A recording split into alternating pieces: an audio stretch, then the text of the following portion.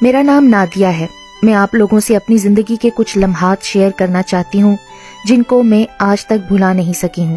ہو سکتا ہے کوئی میری کہانی سن کر اس سے سبق حاصل کرے۔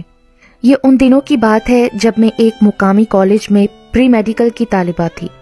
اس وقت میری عمر 17 برس تھی۔ اس وقت میں ایک مشہور پروفیسر کے پاس ٹیوشن پڑھنے جاتی تھی۔ وہ ٹیوشن سینٹر میرے گھر سے خاصا دور تھا، تاہم میں پیدل ہی چلی جایا کرتی تھی۔ سینٹر میں میرے گروپ میں کئی لڑکیاں اور لڑکے تھے۔ ان میں سے ایک لڑکا عمران بھی تھا۔ وہ بہت ذہین اور سمارٹ تھا، مگر کچھ دنوں سے ہی میں محسوس کر رہی تھی کہ وہ میرا پیچھا کر رہا تھا، جس پر مجھے بہت غصہ بھی آتا تھا۔ وہ چھٹی کے بعد تمام راستے میرے پیچھے پیچھے چلتا۔ جب میں اپنے گھر میں داخل ہوتی تو وہ واپس چلا جاتا۔ اس کی اس حرکت سے میری تو جان نکل جاتی تھی کہ کہیں میرے ماں باپ نہ دیکھ لیں، وہ کیا سمجھیں گے کہ میں کیا کر رہی ہوں۔ ایک دن اس نے راستے میں موقع دیکھ کر مجھے اپنا سیل نمبر دیا۔ میں نے اس وجہ سے لے لیا کہ میں سب کے سامنے تو اس کو کچھ بول نہیں سکتی تھی، تو کیوں نہ فون پر ہی اسے ذلیل کیا جائے۔ جب میں نے اپنا غصہ اتارنے کے لیے فون کیا تو بات ہی دوسری نکلی۔ عمران بولا، آپ اکیلی اتنی دور پیدل اپنے گھر جاتی ہیں اور جہاں سے آپ گزر کر جاتی ہیں وہاں سناٹا ہی سناٹا ہوتا ہے، اس لیے میں آپ کو گھر تک چھوڑ دیتا ہوں، مگر آپ میری اتنی فکر کیوں کرتے ہیں؟ میں خود جا سکتی ہوں، مجھے کچھ نہیں ہوگا۔ کیا آپ کو اندازہ ہے کہ آپ کی اس حرکت سے میں بدنام ہو سکتی ہوں؟ دراصل بات یہ بھی ہے کہ میں آپ کو بہت پسند کرتا ہوں، آپ کی فکر ہے مجھے، تو میں کیا کروں، دل کے ہاتھوں میں بہت مجبور ہوں۔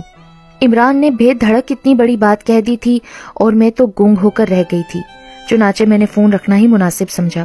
پھر کئی دن تک وہ میرے پیچھے نہ آیا تو میں بے چین ہو گئی۔ پتہ نہیں وہ عمران کی باتوں کا اثر تھا یا اس وقت میری عمر ہی ایسی تھی کہ چاہے جانے کی تمنا شدت سے جاگتی ہے۔ میری بے چینی روز بروز بڑھتی گئی۔ میرے احساسات عجیب سے تھے، پتہ نہیں مجھے کیا ہو گیا تھا۔ شاید میں بھی اسے پسند کرنے لگی تھی اور پھر اس بے قراری کے باعث میں نے اسے فون کر لیا۔ بس پھر کیا تھا، باتوں کا تو سلسلہ ہی چل پڑا۔ ہم روز مخصوص وقت میں باتیں کرتے۔ عمران باتوں کے فن میں ماہر تھا، میں اس کی باتوں کے سحر میں کھو جاتی اور ایک نئی جہاں میں چلی جاتی۔ دن گزرتے گئے اور ہم نے انٹر کا امتحان دے دیا۔ جب میں امتحان کے رزلٹ کا انتظار کر رہی تھی کہ ایک روز امی نے کہا، بیٹی آج کچھ لوگ تمہیں دیکھنے آ رہے ہیں، ذرا تیار رہنا۔ میں تو حیرت سے امی کو دیکھنے لگی، جیسے انہوں نے خلاف توقع کوئی بات کر دی ہو۔ مگر امی میری پڑھائی کا کیا ہوگا، ابھی تو صرف انٹر ہی کیا ہے۔ میں نے ہلکا سا احتجاج کیا، پر بیٹی ہم ان ماں باپ میں سے نہیں جو اپنی لڑکیوں کو پڑھائی کے چکر میں بوڑھا کر دیتے ہیں۔ پڑھائی بعد میں بھی ہو سکتی ہے مگر اچھا رشتہ بار بار نہیں آتا۔ امی کی بات پر میں کیا بولتی، خاموش ہو گئی۔ شام کو مہمان آ گئے، لڑکا بھی اپنے ماں باپ کے ساتھ آیا تھا، ساتھ میں لڑکے کی بہن بھی تھی۔ امی نے مجھے اشارے سے چائے لانے کے لیے کہا۔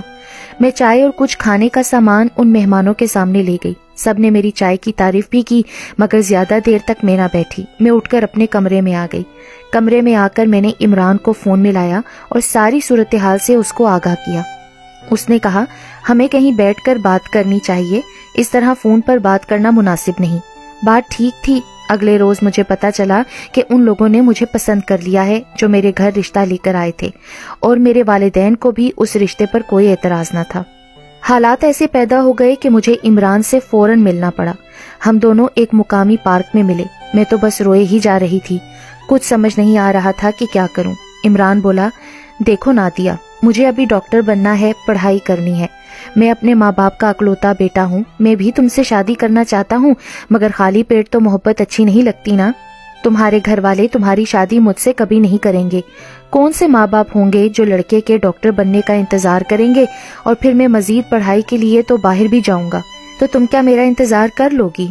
اور اچانک بھاگ کر شادی کرنے کے میں تو بہت خلاف ہوں، لہٰذا تمہارے ماں باپ جو کہہ رہے ہیں تم مان جاؤ۔ ویسے بھی محبت ایسی شے ہوتی ہے کہ ملاپ شاید اس کی تقدیر میں نہیں ہوتا۔ عمران کی باتیں تو میرا ہوش اڑاتی جا رہی تھیں۔ اس کے منہ کی نکلی باتیں سن کر مجھے لگا میرے اندر کچھ ٹوٹ رہا ہے۔ عمران ٹھیک ہی کہہ رہا